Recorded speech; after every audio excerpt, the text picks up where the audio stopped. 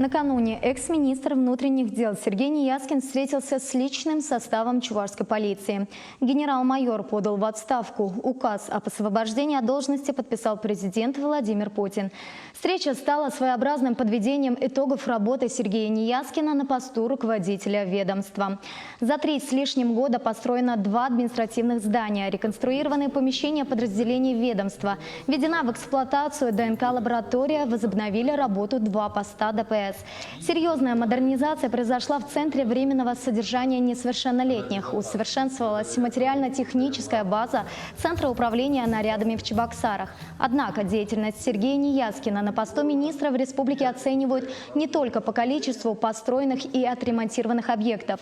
Как отметил в своем выступлении глава Чувашии, генерал-майору удалось выстроить эффективную работу в регионе с учетом особенностей менталитета нашего народа.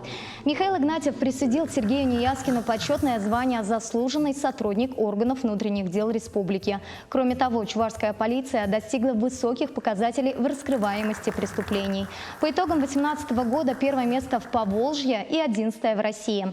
Раскрыты все убийства, умышленные причинения вреда здоровью, изнасилования, разбойные нападения, мелкие хищения, преступления в сфере незаконной миграции.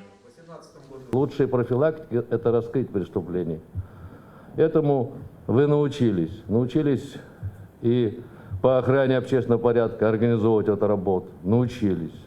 Достойно, не формально к этим вопросам. Все начальники райотделов, которые сегодня работают, они прониклись в этом направлении. Почему? Ведь самая главная задача – это безопасность наших граждан.